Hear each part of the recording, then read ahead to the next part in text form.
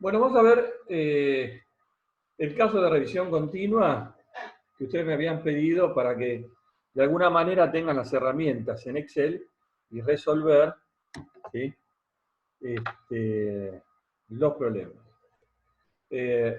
La mecánica es la misma, revisión continua, revisión periódica, en cuanto a la utilización de la función estadística, nada más que en un caso será mu L sigma L, en el otro caso será mu subtemas L sigma subtemas L, cuyo cálculo ustedes ya lo tienen en la presentación. Entonces, entramos con mu, ¿sí?, cualquiera sea, entramos con sigma, cualquiera sea, y entramos con el alfa.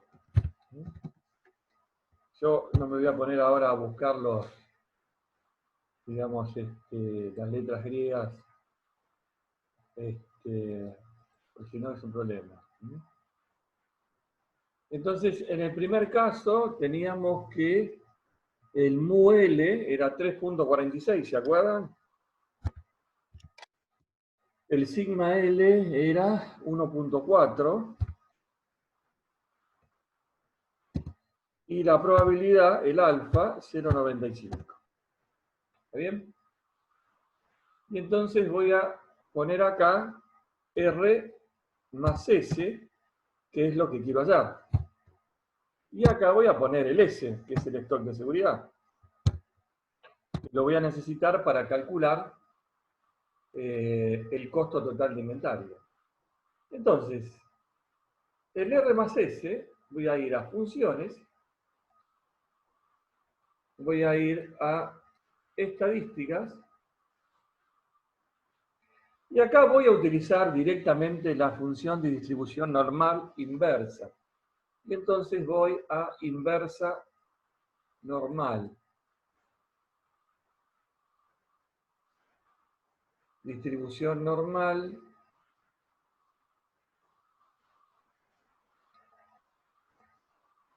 Acá está. Inversa normal. Esta es la distribución normal inversa, que en algunos Excel depende de cuál, en qué año, tienen distintas denominaciones. Acá uno lo encuentra como inversa normal. Si voy a inversa normal estándar, tengo que calcular, tengo que entrar directamente con el Z. Ahora vamos a ver. Si voy a inversa normal y le pongo aceptar, entonces voy a poner la probabilidad como alfa, la media como mu y la desviación estándar como S. Y le voy a dar aceptar. Y acá nos queda 5,72. Y el S, ¿a qué va a ser igual? El S va a ser igual a R más S menos mu. O sea que en este caso es 2.3. Entonces ahora es muy sencillo, no tiene ninguna complicación el uso. No sé si me siguieron o fui muy rápido. ¿Pudieron repetirlos ustedes en el Excel? En la parte del S, ¿qué fue lo que hiciste? Bueno, vamos a empezar de nuevo. Borramos. ¿Está bien? Estos datos son datos de entrada, ¿verdad? Los tenemos. ¿Ustedes ya los pusieron en su Excel? Sí, sí. Muy bien. Entonces me posiciono en R más S. Y voy a función estadística y voy a buscar la inversa de la distribución normal. Dependiendo del Excel, tiene distintas nominaciones. En el Excel que tengo yo, que es el último, es inversa normal. O sea que tengo que ir a donde dice inversa normal. Cuando digo inversa normal, voy a entrar con los parámetros de la distribución y la probabilidad. ¿Y qué me va a dar? Me va a dar el X. Por eso es inversa. Entonces, digo, en inversa normal acepto. Y entonces entro. Me dice, ¿cuál es la probabilidad? Bueno, la probabilidad es el alfa. ¿Cuál es la media? Está acá, en D3. ¿Y cuál es la desviación estándar? Es esta, de 4. Y acá acepto. Entonces acá me va a dar el R más S. ¿Está bien? El R era igual que mu. Mu es igual que R. ¿Eh? Entonces, el S, ¿cómo lo calculo? Directamente. R más S menos el R, y eso me da el S. O sea que esto es el S. Vamos a suponer que voy a distribución normal estándar inversa y quiero calcular el S. ¿Está bien? El S con estándar inversa. Entonces me posiciono, me voy a posicionar acá. Perdón, esto es Z. Y quiero calcular el S. ¿Bien?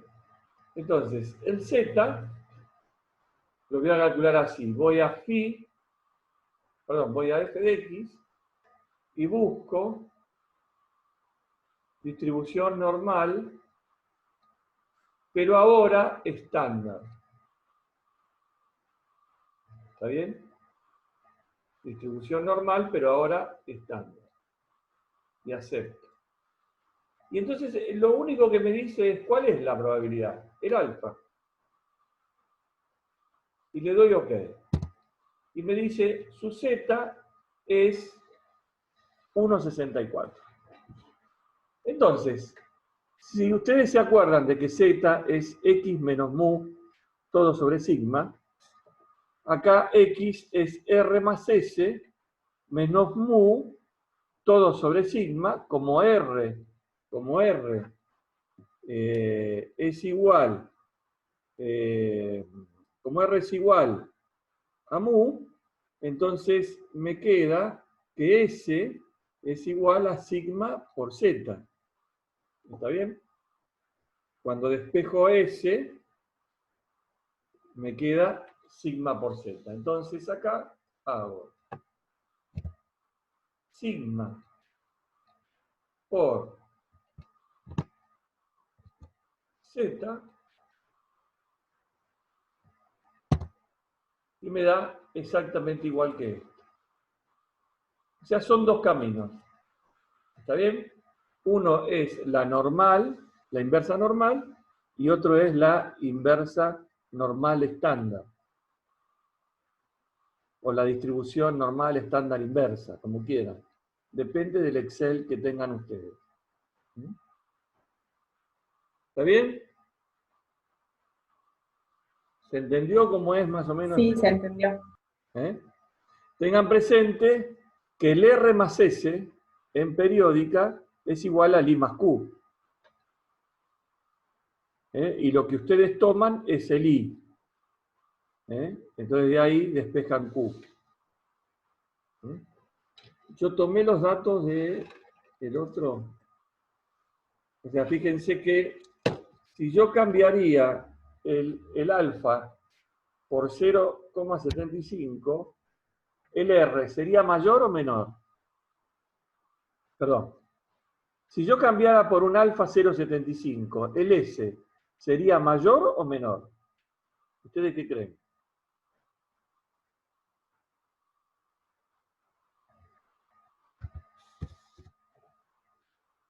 Sería menor. Muy bien. ¿Por qué? Porque estaría más cerca del R. Fíjense cómo cambia. Con un alfa 0,75, el S es 0,94. ¿Está bien? Y si yo pongo, porque es un insumo crítico, que no puede faltar 0,99, entonces el S, ¿cómo será? ¿Más grande o más chico?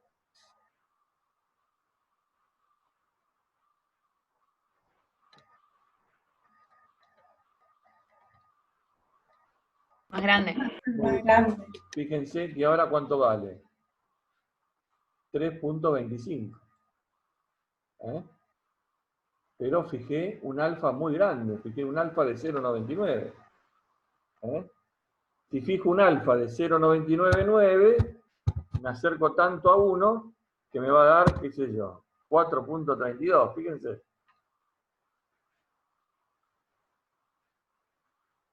¿Eh?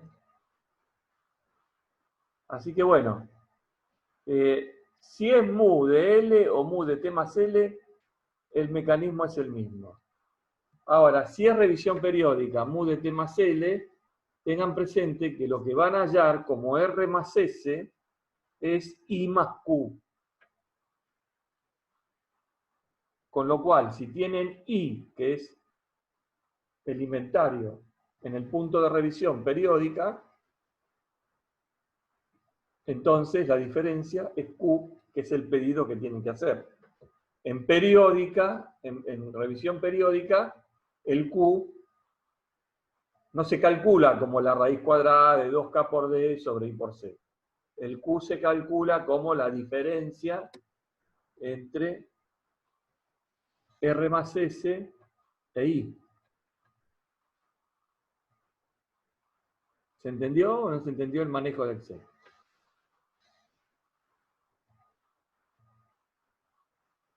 Sí, se entendió. ¿Todo el mundo entendió o no están? ¿Cómo es el tema? Sí, sí, se Sí, entendió. sí, se entendió, perfecto. Ah, bueno, me gusta que alguien me conteste, porque si no, me siento solo acá dando clase. Bueno, perfecto. ¿Alguna pregunta sobre lo que estuvimos viendo? Yo por ahora no. Bueno, yo les mandé a ustedes la presentación y además les mandé una guía de trabajos prácticos para inventarios. Se las mandé por mail, la recibieron, ¿verdad? Sí. Bueno, además de eso, ya tienen las clases de la semana pasada subidas y ahora cuando termine esta clase voy a subir esta clase para que ya puedan tener todo el material para trabajar. Y ya la semana que viene hacemos el trabajo práctico de inventario y el de teoría de juegos que voy a empezar ahora. O sea que ahora termino esto, voy a compartir otra pantalla y empezamos a ver teoría de juegos, un tema nuevo. No vamos a ver algo demasiado profundo. Teoría de juegos es un tema tremendamente importante, muy importante. De los últimos 30 premios Nobel, el 50% en economía, ¿no? Deben ser por aportes a la teoría de juegos. Se han hecho hasta películas con eso, por ejemplo, Una mente brillante, que es la vida de John Nash. ¿Alguna de ustedes alcanzó a verla? Sí, yo la vi. Sí, Muy buena. Curiosamente, John Nash no recibió el premio Nobel por su famoso punto de equilibrio de Nash, sino lo recibió por sus trabajos en matemática topológica. Pero el aporte que hizo a la teoría de juegos fue maravilloso, ¿no? Entonces, ¿por qué se llama teoría de juegos? A ver, la vida tiene un sentido lúdico, ¿no? Algunos lo utilizan hasta como filosofía de vida. Yo diría que la vida tomada como un juego es la novedad conceptual que nos transmite un viejo libro y una vieja película que se llama Sorba el griego, ¿no? Que frente a la adversidad, frente a que todo se derrumba, Sorba baila su baile típico griego, ¿eh? Y nos demuestra que la vida tiene un sentido lúdico. Y entonces, ¿de qué trata teoría de juegos? Trata de situaciones de conflictos. Conflictos en el orden social, económico, humano, político, militar. Es uno de los modelos más importantes para la toma de decisiones. Si ustedes me preguntan cuánta aplicación, cuántas veces yo apliqué teoría de juegos en ingeniería, bueno, muy, muy poquita. ¿Está bien? Pero desde el punto de vista intelectual, académico y de conocimiento, forma parte de la investigación operativa y de un conjunto muy importante de modelos que sirven para la toma de decisiones. Por eso lo estamos viendo. Entonces, algunas definiciones. ¿Qué significa juego? El juego es algo que queda definido por un conjunto de reglas que denominamos modelo del juego. Este conjunto de reglas que denominamos modelo del juego dicen el número de jugadores que participan, la información que cada jugador posee acerca del juego y de los demás, cómo se establecen las relaciones entre los jugadores y, fundamentalmente, cuál es el resultado del juego. Entonces, el juego se desarrolla a través de lo que llamamos movimiento. Un movimiento es algo que cada jugador realiza y en general lo puede realizar por turno y lo realiza a través de una selección. Esa selección tiene que ver con su concepto estratégico. Y ese concepto estratégico está directamente relacionado con el modo de acción, ¿no? Con lo que cada uno de nosotros tiene en nuestra cabeza para efectuar ese movimiento, ¿no? El conjunto de movimientos, y desde que empieza un juego hasta que se da el resultado del juego, se denomina partida. Digamos, esto quizás tenga, en principio, ustedes lo puedan relacionar más con, por ejemplo, una partida de ajedrez. Entonces, los juegos se clasifican desde el punto de vista de cantidad de jugadores, en unipersonales, bipersonales y multipersonales. Los unipersonales nosotros ya lo vimos y son juegos que tienen que ver cuando nuestro oponente es la naturaleza. ¿Está bien? Entonces, los juegos contra la naturaleza son juegos unipersonales. Bipersonales cuando hay otro oponente que se puede identificar y que no es obviamente la naturaleza, y cuando son multipersonales cuando hay muchos jugadores en el mismo juego, en el mismo escenario. ¿Sí? Entonces, desde el punto de vista de la cantidad de estrategias posibles, se pueden diferenciar en finitos, es decir, cuando se tiene un conjunto numerable de estrategias. Esto significa que yo puedo decir estrategia 1, estrategia 2, estrategia 3, ¿sí?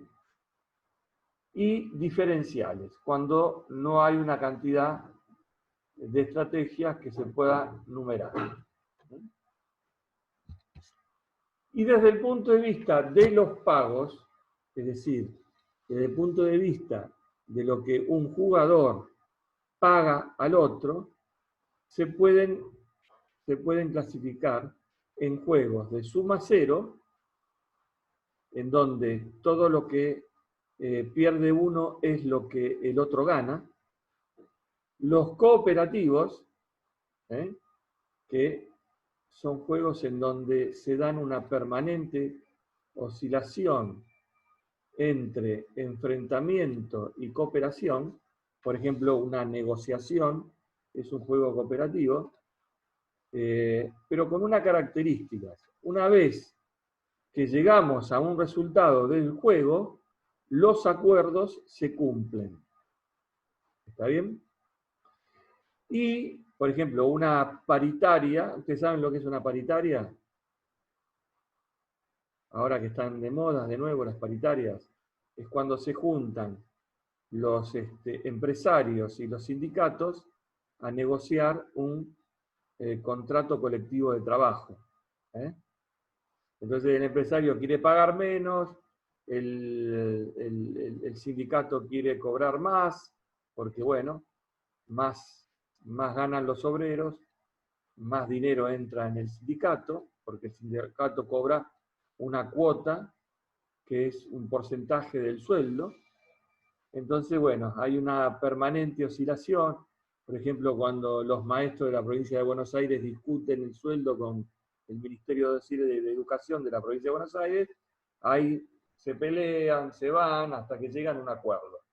Una vez que llegan a un acuerdo, ese acuerdo se cumple.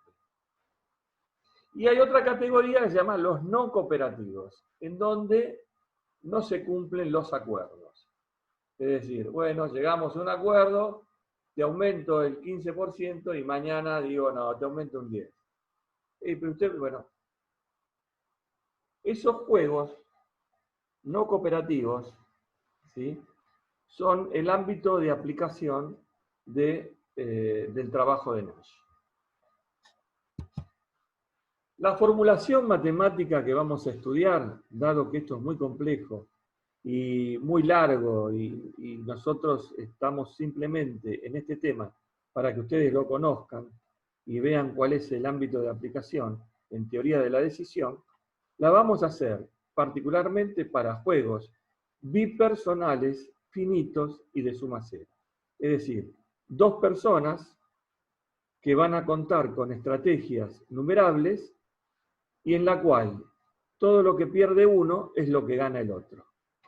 Entonces vamos a ver esta formalización matemática para esta categoría, solamente para esta categoría de juegos.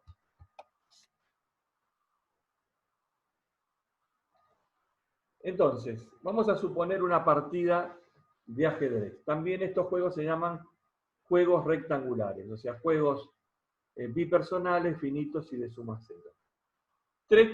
Un juego de ajedrez. El juego de ajedrez, ¿sí?, tres resultados posibles. Gana blancas, gana negras o hay tablas. O sea, B, N, gana blanca ponemos B, gana negra ponemos N, se produce tablas, tenemos T. Entonces aparece lo que se llama una matriz de estrategias. Vamos a suponer que este es el jugador que juega con negras y este es el jugador que juega con blancas. Entonces, acá, si el jugador que juega con negras, ¿está bien?, y el jugador que juega con blancas tiene una estrategia S1 y el otro una estrategia T1, el resultado del juego es que gana las blancas. Si aplico la estrategia S1 y el jugador, mi oponente, aplica la estrategia T2, se produce tabla. Si aplico la estrategia S2 y el jugador, mi oponente, la estrategia T1, se produce el resultado negras. Entonces, yo puedo llenar toda esta matriz de estrategias y cada componente matricial va a expresar si gana blancas, gana negras o hay tablas. en función de la estrategia que elija cada jugador. Evidentemente, esta es una matriz cualitativa, porque me dice blanca, me dice negra o me dice tablas.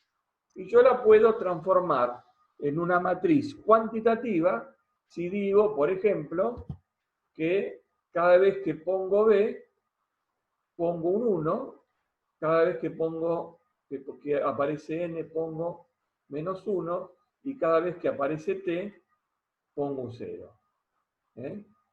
Y estos son valores arbitrarios que se pueden convenir, no es necesariamente algo que deba ser así. Pero es una manera de pasar de una matriz cualitativa a una matriz numérica, a través de una convención. Entonces, donde antes aparecía una letra, ahora aparece un número de acuerdo a lo que habíamos convenido. Y esta matriz cuantitativa, en donde las filas son las estrategias numerables de un jugador y las columnas son las estrategias numerables de su oponente, y cada componente matricial numérico expresa el resultado de ese juego con esas estrategias. Entonces vamos a ver qué pasa si seguimos esta línea de pensamiento. Entonces, ¿qué significa resolver un juego? Para nosotros, resolver un juego va a ser un problema de optimización. Y entonces, la resolución del juego va a decir cuál es la estrategia óptima y cuál es el resultado de ese juego. Es decir, cuál es el pago resultante de esa acción. ¿Está bien? Entonces, resolver un juego significa decir cuál es la estrategia óptima, es decir, la más conveniente, y aquella, y cuál es, además de esa estrategia, cuál es el pago resultante de aplicar esa estrategia. Y esto es un problema de optimización, es decir, cuál es la jugada óptima y qué valores están en juego. Para resolver un juego de estas características, uno de los primeros que empezó a estudiar el tema juegos fue matemático que se llamó von Neumann. Además de otros campos de aplicación, entre todas las cosas que hizo el señor von Neumann, se metió en la teoría de juegos. Y entonces dijo, bueno, si yo voy a resolver este problema, que lo llamo modelo de juegos, voy a hacer algunas consideraciones. Y estas consideraciones von Neumann las llamó, o históricamente se conocen con el nombre de hipótesis de von Neumann. Entonces von Neumann dijo, bueno, ambos jugadores tienen intereses opuestos, lo cual es lógico porque ambos jugadores quieren ganar y no es posible. La segunda dice, ambos jugadores poseen la información completa para construir la matriz de pagos. Es decir, ambos jugadores pueden construir esta matriz. ¿Está bien? Esto tiene una implicancia muy importante. En un juego más grande y mucho más complejo, podría significar que ¿alguno de ustedes se acuerda de la película Juegos de Guerra? Se hicieron dos versiones.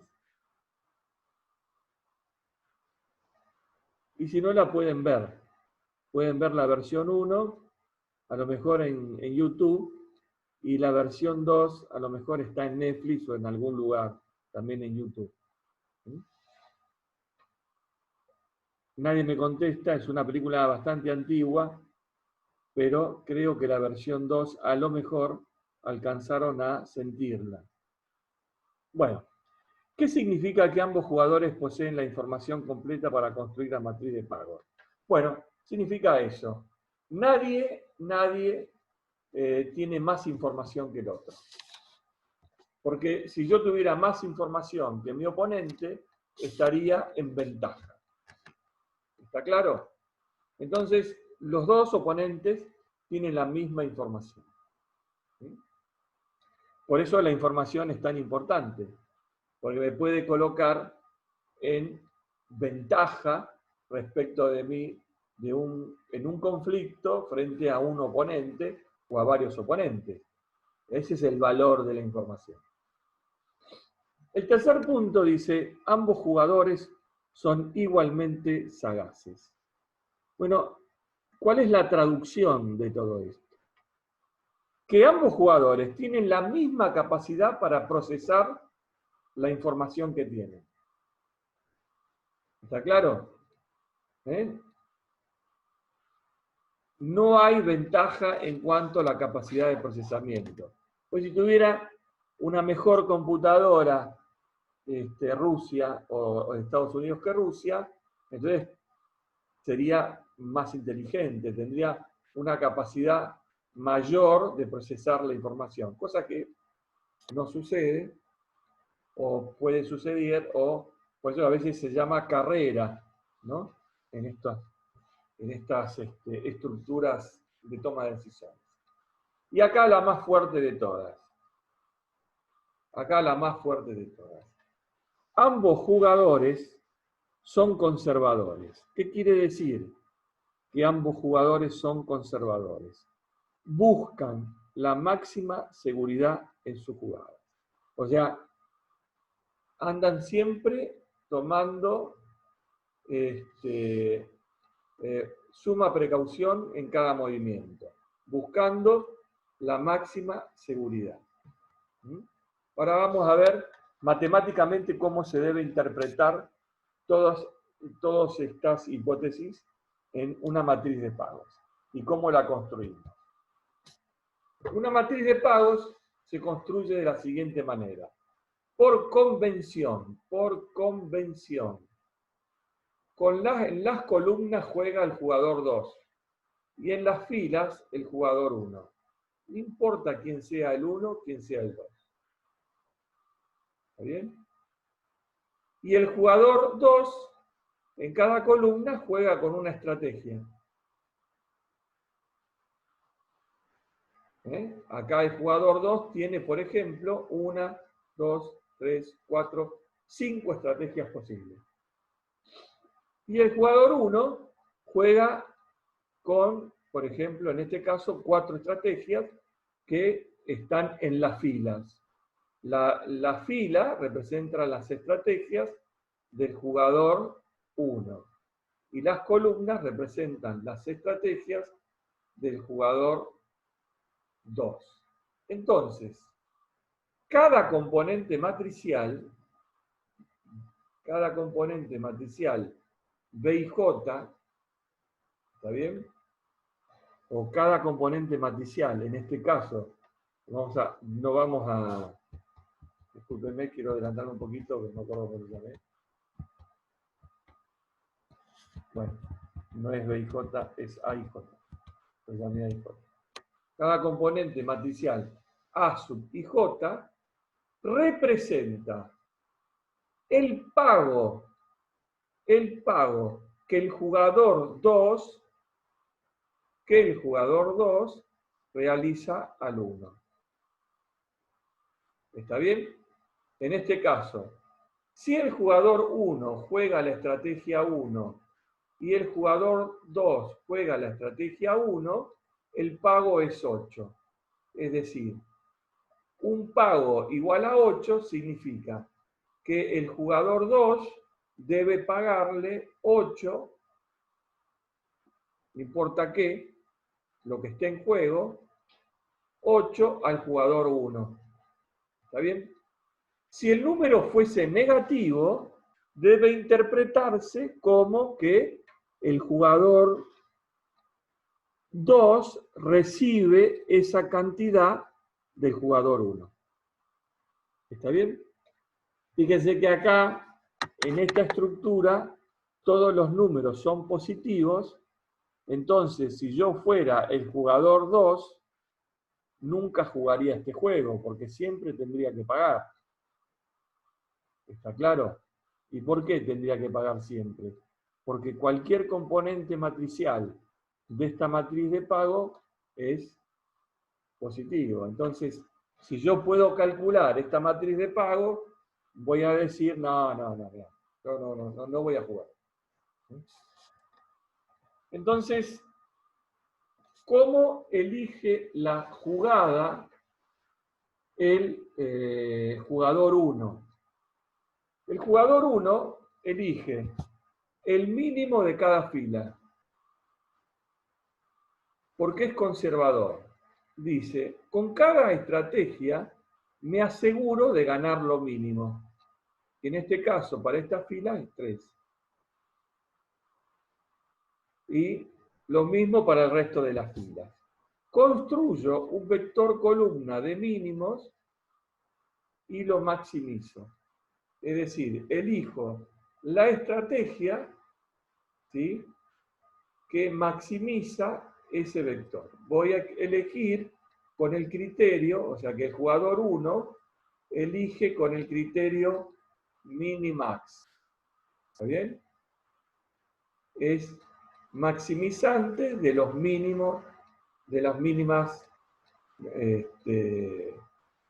ganancias. ¿Cómo va a elegir? En este caso puede ser E1 o E2, porque ambos tienen valor 3. Ambos tienen valor 3. O sea que el valor del juego para el jugador 1 se pone B sub 1 es 3. ¿Cómo elige la estrategia el jugador 2? Bueno, como es conservador, elige el máximo de cada columna, digo, a lo sumo, si como máximo, ¿cuánto puedo perder si elijo esta estrategia? 8. El más grande es 8, es el máximo. Y construye un vector columna, ¿sí?, con los máximos. Y como tiene los máximos, los minimiza. Entonces, minimiza los máximos a perder. Entonces, elige la estrategia E2. Entonces, el valor del juego para el jugador 2 es 4. Entonces, si ustedes ahora se fijan, tenemos que B1 implica el pago de, o sea, el máximo de los mínimos que representa la estrategia para el jugador 1. Y el mínimo de los máximos representa la estrategia para el jugador 2. Si ustedes se acuerdan, B1 ¿cuánto era? 3. Y B2 ¿cuánto era? 4. Bueno, entonces, acá se da algo muy importante.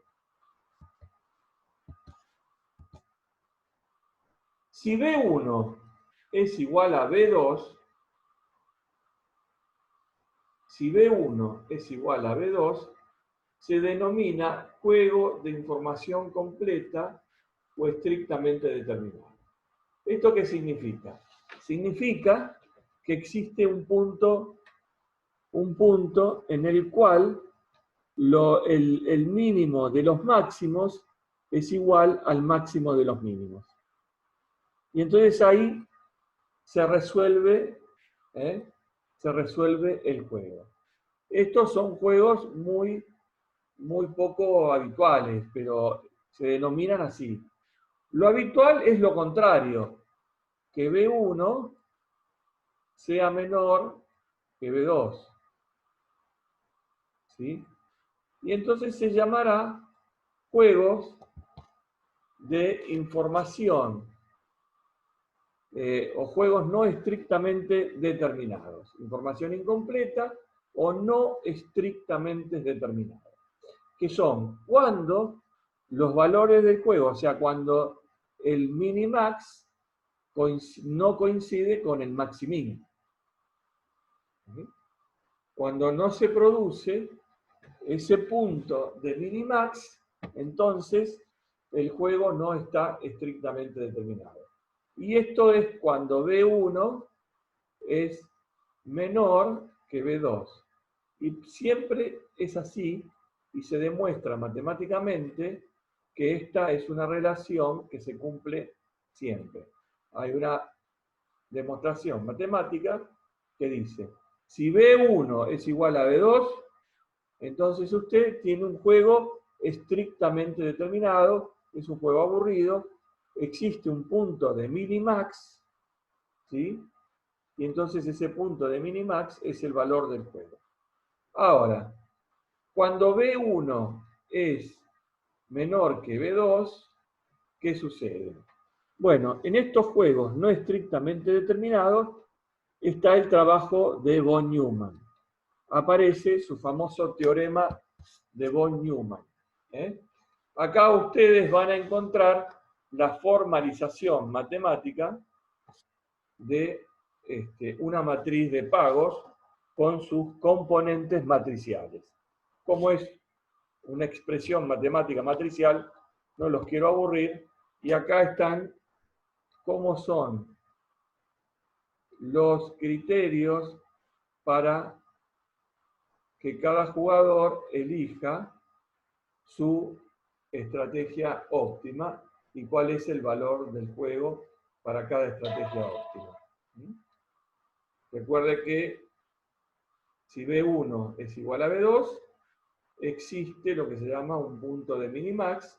En este caso, el máximo de los mínimos, es igual al mínimo de los máximos. Y si B1 es menor que B2, es un juego no estrictamente determinado que, por suerte y gracias a von Neumann, tiene solución, ¿sí? Que ahora pasamos a ver. Bueno, como en el caso anterior, cualquier combinación lineal y convexa de las estrategias también es una estrategia óptima, ¿no? Esto sucede en los juegos estrictamente determinados cuando tenemos dos estrategias que tienen el mismo valor. Por ejemplo, voy a ir para atrás. Perdón, no entendí. ¿Puedes repetir, Gustavo? Sí. Voy a ir para atrás. Por ejemplo, acá tengo dos valores iguales. ¿Está bien? Esto significa que E1 o E2 es una estrategia óptima. ¿Está bien? Porque el valor del juego es el mismo. El 3 se repite tanto para E1 como para E2. Ahora, cualquier combinación lineal y convexa de E1 y E2 también es una estrategia óptima. ¿Qué quiere decir? Que puedo trabajar... Porque pensé que esta era la parte de atrás, pero acá tengo tiempo. Perdón, hay un micrófono abierto ahí.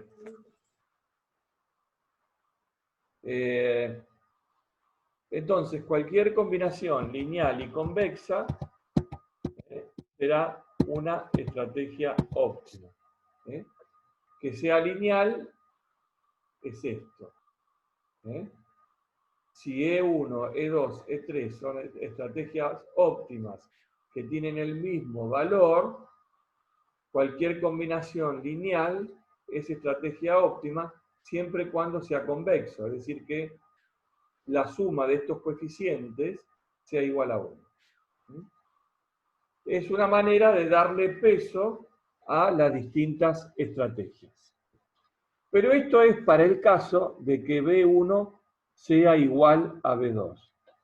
Cuando B1 es menor que B2, se dice que hay juegos no estrictamente determinados. Y acá aparece el concepto de von Neumann, que dice, bueno, analicemos el juego para una cantidad importante de partidas. Puede existir lo que se llama un valor esperado del juego. Y esto se hace a partir de lo que se llama vector de frecuencias para cada jugador. Y este vector de frecuencias relativas es la frecuencia con la cual cada jugador juega una estrategia. Para el jugador 1 se la llama X y para el jugador 2 se la llama Y. Entonces existirán un vector de estrategias para el jugador 1, que es el vector X, formado por X1, X2, X3 y Xn. Recuerden que siempre estamos con estrategias numerables. Y acá un vector de estrategias mixtas para el jugador 2, que lo llamamos I, I1, I2, I3. O sea, I, acá sería N, ¿no? Perdón. Y acá sería N. ¿Está bien? Entonces, la matriz anterior con las estrategias queda acoplado ahora una subcolumna, una subfila acoplada al vector de estrategias, que es el vector de frecuencias. Este vector de frecuencias va a decir con qué frecuencia el jugador 2 elige la estrategia 1, lo llamamos I1, con qué frecuencia el jugador 2 elige la estrategia I2, la llamamos la estrategia 2, la llamamos I2, y acá I3 para la estrategia 3. Y acá X1 para el jugador 1, X representa al jugador 1, Y representa al jugador 2, y acá, bueno, obviamente la estrategia 1, la estrategia 2 y la estrategia 3. Y acá serán, evidentemente, los componentes que representan a la matriz de espada. Este es un juego de 3×3. Y acá la pregunta es, ¿cómo elige el jugador 1 el vector X? Porque el vector X puede tener infinitas composiciones. Recuerden que al hablar de frecuencias, estamos diciendo que la suma de las frecuencias relativas es igual a ¿qué?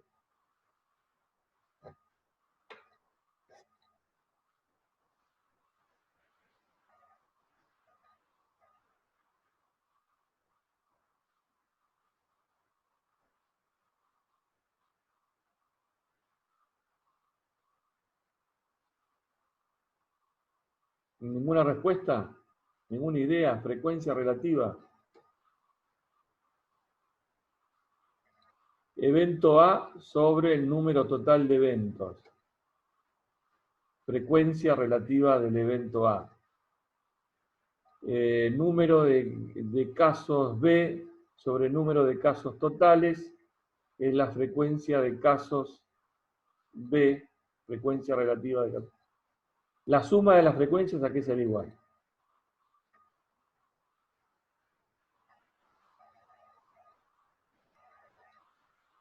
¿Será 0?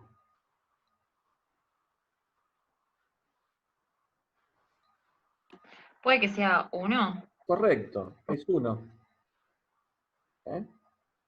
Correcto, es 1. Fíjate, si es el número de eventos de un caso, que llamemos A, números de casos A, sobre el número de casos totales, estamos hablando de la frecuencia para los casos A. ¿Está bien? si hay 3 casos, A, B y C, entonces el número de casos A sobre el número de casos totales es la frecuencia de A. Pero como el número de casos A más el número de casos de B más el número de casos de C es el número de casos totales, evidentemente la frecuencia relativa matemáticamente, la suma de esas frecuencias será igual a, todos juntos, 1. ¿Está bien? Entonces, acá tenemos para trabajar esta matriz. Les anticipo que lo que vamos a encontrar acá ya no es una estrategia óptima, sino es un vector óptimo. Es decir, existe un punto de minimax y ese punto de minimax es, perdón, es consecuencia de la aplicación del teorema de von Neumann, para el cual va a existir un vector óptimo de estrategias, de frecuencias mixtas para 1 y un vector óptimo de frecuencias para 2, tal que existe un valor del juego. Y ese valor del juego es el punto de minimax. A ver, ¿qué quiero decir con esto? Quiero decir que ahora ustedes para resolver el juego no van a aplicar el concepto como hacíamos antes. Lo que van a resolver es una composición óptima de x1, x2 y x3. ¿Está bien? Y de I1, I2 e I3. Y esto es lo que va a representar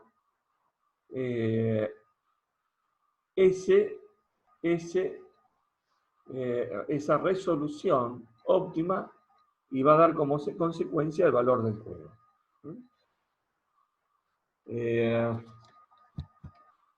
Bueno, acá tienen todo el desarrollo matemático. Acá tenemos como el jugador 1 que juega con el vector X y el jugador 2 que juega con la estrategia 1. Entonces, lo que tenemos acá es el valor esperado cuando el jugador 1 juega con el vector de frecuencias X y el jugador 2 juega la estrategia 1. Entonces, este valor esperado es el producto A1, es este producto, a ver, es esta columna por esta columna. Es A11 por X1, A21 por X2, A31 por X3. Entonces, este se denomina valor esperado del juego cuando el jugador 1 juega con su vector X y el jugador 1, el 2, con la estrategia 1. Ahora, si juega la estrategia 2, tendré que multiplicar el vector X por la columna de la estrategia 2. O sea, este vector X por esta columna. Y acá estarán vinculando al valor esperado cuando juega la estrategia 2 el jugador 2. Y así sucesivamente. Hasta la estrategia 3, para este caso, de una matriz de 3×3. ¿Está bien? Entonces, el valor esperado, o en este caso, la ganancia esperada para el jugador 1, será la ganancia, el valor esperado que tiene el jugador 1 jugando la estrategia, jugando el vector X y la estrategia 1, ponderada por la frecuencia con la cual el jugador 2 juega la estrategia 1. Parece medio trabalengua, pero es fácil. O sea, antes, y calculamos el valor esperado, el valor esperado para cuando el jugador 1 juega con el vector X y el jugador 2 juega la estrategia 1. Pero en el juego, el jugador 2 juega 3 estrategias. ¿Está bien? Ahora, el tema es que juega 3 estrategias, pero ¿con qué frecuencia? Bueno, la ponderación de cada valor esperado por la frecuencia con la cual el jugador 2 juega la estrategia correspondiente, eso me va a dar lo que se llama ganancia esperada para el jugador 1. Lo mismo hago para el jugador 2. ¿Sí? Entonces acá digo, el jugador 2 juega con el vector y el jugador 1 con la estrategia 1. Se hace la misma multiplicación, nada más que ahora voy a multiplicar esta filita por esta, ¿cierto? Y ahí voy a tener el E1X, el E1X. Perdón, el E1I, discúlpenme, el E1I. Después tengo el E2I, el E3I, y cuando pondero por la frecuencia con la cual el jugador 1 juega cada una de sus estrategias, es decir, lo pondero por X1, por X2 y por X3, lo que voy a tener es esto, la pérdida esperada para el jugador 2. Entonces, von Neumann demuestra que existe un punto de minimax en el cual existe un vector óptimo, ¿sí?, para X, un vector óptimo para Y, tal que la pérdida esperada para el jugador 2 sea igual a la ganancia esperada para el jugador 1. Y eso se llama punto de minimax para juegos no estrictamente determinados. Es decir, les propongo un juego. ¿Tienen ahí para anotar? Ah, lo tengo acá.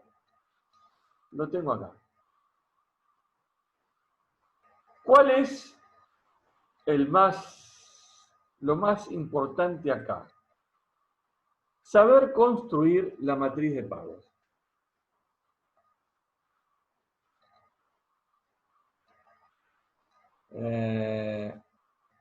No, pero ya, a ver, lo voy a dictar.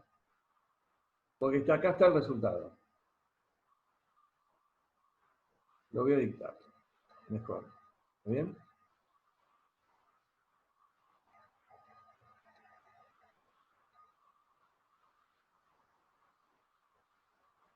Bueno, supónganse que están jugando, ustedes jugaron al juego piedra, papel y tijera, ¿verdad? Sí. Bueno, conocen, bueno. Vamos a jugar, vamos a hacer un juego parecido, pero con otras reglas. Y ustedes van a poner jugador 1 y jugador 2. Entonces, al igual que piedra, papel y tijera, que mostramos simultáneamente, cada jugador elige piedra, papel o tijera, y se dan las reglas que piedra, si no hacemos, ¿cómo se llama lo que jugaban en el Big Bang? Cocodrilo y Spock, ¿se acuerdan? Piedra, papel, tijera, cocodrilo y Spock. Bueno, nosotros vamos a hacer piedra, papel y tijera. Acá las reglas era que la tijera cortaba el papel envolvía la roca le ganaba a la tijera. ¿Está bien? Bueno, acá vamos a mostrar 1, 2 o 3 dedos simultáneamente. Es decir, yo estoy frente a mi oponente y cuando digo ya, yo muestro 1, 2 o 3 dedos y mi oponente muestra 1, 2 o 3 dedos. ¿Se entendió? ¿Sí? Bueno. Sí. Entonces, si la suma es par, 2 le paga al 1. Si la suma es impar, 1 le paga al 2. Esa cantidad, obviamente. Por ejemplo, si la suma es par, puede ser uno que mostró 3, un jugador mostró 3 y el otro mostró 1. 3 más 1, 4. Eso significa que 4 es lo que tengo que pagarle al jugador 1. En cambio, si mostré 1 y el otro mostró 2, la suma es impar, el jugador 1 le paga al 2. ¿Está bien? Bueno, construyan la matriz de pago de eso. O sea, piedra, papel o tijera vendrían a ser 1, 2, 3. Exactamente. Pero las reglas es diferente. Si la suma es par, si la suma de todos los dedos es par, 2 le paga al 1 esa suma. Si es impar, 1 le paga a 2 esa suma. Vamos a construir la matriz de pago, aplicar el concepto maximin y minimax y decir qué tipo de juego es. A ver, 5 minutos. A ver si lo podemos hacer. Y alguna que lo escriba y que me lo muestre. Le dejo compartir la pantalla. Una pregunta, si el jugador 2 le paga a 1 es positivo y si el 1 le paga a 2 es negativo, en la Correcto. matriz. Correcto. Gracias.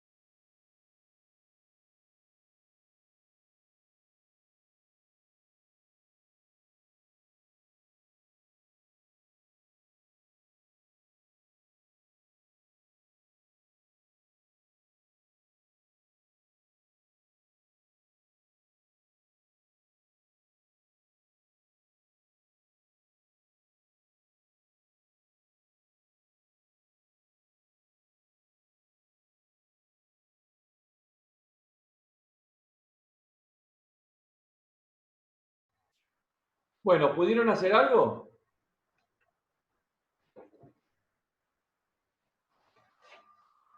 Yo estoy en eso. A ver, vamos a hacerlo entre todos. Bueno, independientemente de quién sea el jugador 2 y quién sea el jugador 1, ¿cuáles son las estrategias que tiene el jugador 2? 3. 1, 2 o 3. Mostrar un dedo, mostrar 2 dedos y mostrar 3 dedos. ¿Y para el jugador 1? Lo También. mismo. Muy bien. ¿Cuál es el valor que se genera al jugar este juego para cada estrategia? Por ejemplo, ¿cuál es el A11? Cuando el jugador 1 muestra un dedo y el jugador 2 muestra un dedo. 2. 2 es A 1, 1. ¿es par o impar? Par. Par. Y entonces, ¿cómo lo coloco? ¿Como positivo? Como o 2. negativo? ¿Eh? Como positivo. Positivo. Perfecto. Entonces, ¿le quedó algo así? Sí, solo llegué a hacer la primera fila, pero sí. ¿Vos hiciste la primera fila? ¿No le quedó algo así? Bueno. Claro, sí, sí, sí. Bueno. Sí, a mí me quedó así. ¿Eh? A mí sí me quedó así. Me faltó lo de máximo y mínimo, pero sí. Bueno. Ahora, si hacen el máximo o el mínimo, ¿está bien? Ustedes se dan cuenta que este es un juego no estrictamente determinado. El maximin es -5 y el minimax es 4. Entonces hay que resolverlo aplicando el teorema de von-Neumann. ¿Está bien? La resolución del teorema de von-Neumann, después la vamos a ver, pues son las 7, estoy cansado de hablar, así que bueno, me gustaría que si ustedes le pueden sacar, porque no tengo manera, a ver si lo puedo hacer después, pero bueno. ¿Hay manera de que ustedes le saquen una foto a esta pantallita? A Sí. este problema 2.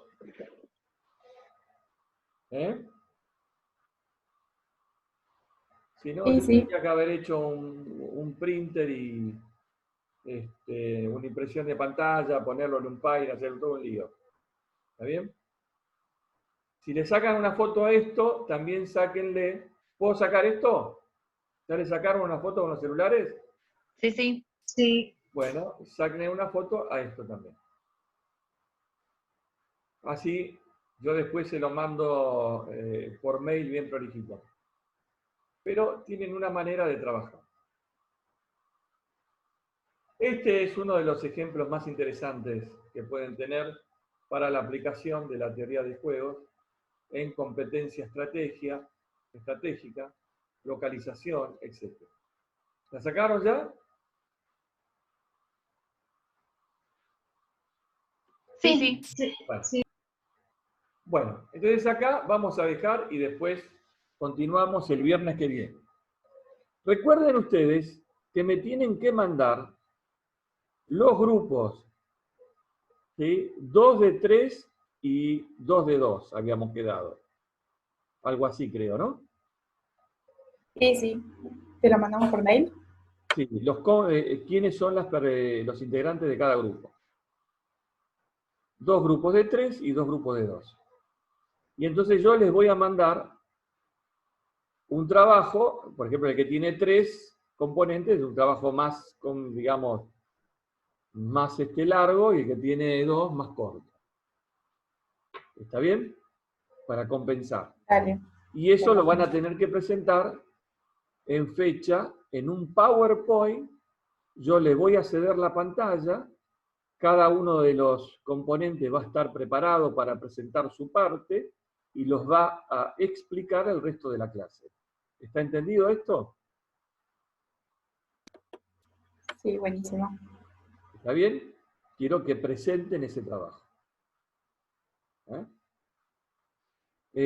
Otras veces, años anteriores, hemos aplicado un diseño experimental y cada grupo de 3, 4 personas elegía un alimento, que podía ser un budín, otros elegían torta, otros elegían magdalenas, por ejemplo, y aplicaban un modelo que se llama modelo de Taguchi para una formulación óptima de un producto alimenticio.